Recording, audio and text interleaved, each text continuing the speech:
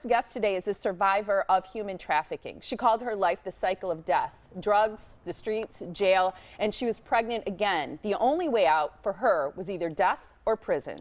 Instead, she went to school, and she never stopped. Along her journey, she became empowered with knowledge of her culture and her history. Dr. Elaine Richardson wrote this book. It's called Ph.D. to Ph.D. How Education Saved My Life, and she's here today to share her story with us and bring some awareness to this issue of human trafficking, which is actually, you know, trading in people. Perhaps could be slavery. It could be selling organs. It's exploitation of human beings. Yes, it is. Yeah. Yes, it is. It's great to meet you. Thank you so much for having me. What an incredible story. We want to get to all the education, the wonderful changes that you've made in your life, but could you just kind of give us a little bit of a sample of when your life was at its darkest point, what it was like for you and what was going on? Well, of course, it took me a long time to really figure it all out, but I had suffered some traumas when I was a young child. I had been raped. My parents had a really bad fight when I was really young.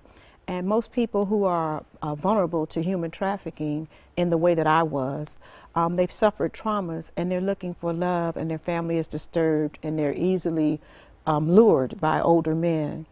And so I was entrapped in human trafficking at 13 with my first boyfriend. And that, even though I was able for a while to recover, he went to prison and I was able to finish junior high school and high school.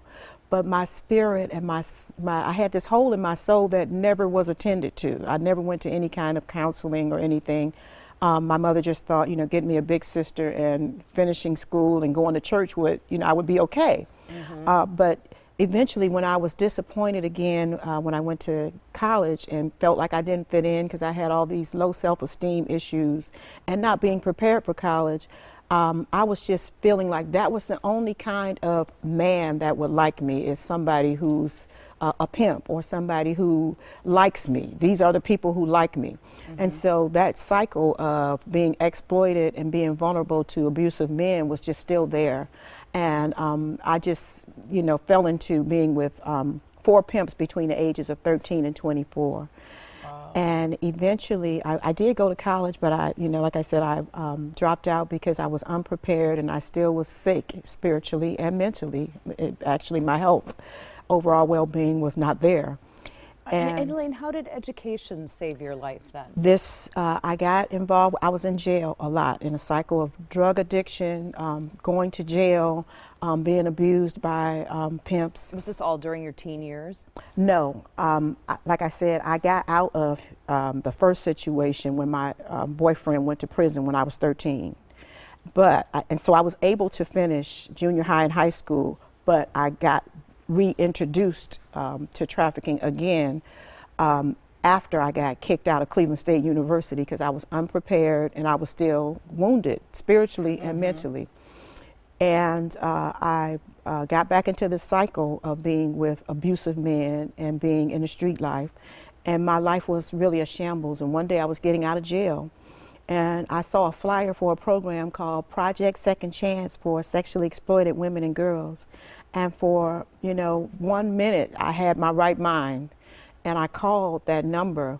And I started to go see the social work professor at Cleveland State University, who, at that time, you know, people were not thinking of women on the streets in the hood like I was in urban human trafficking. People just write you off as a prostitute. They don't look at you as someone who is sick and in need of help and in need of services.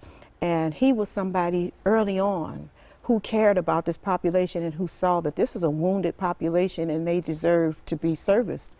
And but it took me a long time to be able to do the things that he told me to do to recover. So it was a process. So between the ages of like 18 and 22, I was still, you know, out there with pimps, and it took me just down to almost being killed a lot of times before I had another baby, and the second child that I had, I didn't know who the father was, and I was just at my life's end, I thought. And I thought I had to go to prison to, you know, not be able to shame my family anymore. I didn't know how to get out of it. I was addicted to the whole life And what were some of the keys for you in getting out of that? Because you said it took you a while. He told you Yeah. what to do, but it wasn't easy for you to do it those wasn't things because at I was first. addicted. I was addicted to the whole thing. Yeah, so what were some of those key things? It was really desperation for me. I was really desperate, and I thought I had to go to prison. And Do you feel like you deserve the punishment, or I didn't feel worthy. Worthy. I had a lot of shame, and I just felt like I was not worthy of living, and I just wanted to go to prison because I thought that was the only way out. And I had this other baby, and I just got to the point where I said maybe, because they kept telling me I was worth something, and that I had a mother who never gave up on me. And these people in Project Second Chance, they never gave up on me. And they kept reaching out to me and telling me that I was a good person, that I had made a lot of bad trauma-induced choices, and that I could still have a good life. where are those people, Project Second Chance? It's the person who helped save my life was Dr. Andrew Edwards, and he actually became a pastor and a reverend because he could not get the grants and the resources back then that people are able to get now, and he does everything through his ministry now in Cleveland, Ohio. What is your education? What degrees do you have? I have a master's in English and a Ph.D. in English and Applied Linguistics from Michigan State University. Do you really? I That's do. a great school. That's Congratulations. incredible. Thank you. Yeah, Congratulations. and what are you doing now with your life? Are you raising children? Well, my daughters are all grown now, and they're all college graduates. They grew up on university campuses because, you know, once I got on the road to education, I was desperate to be in school.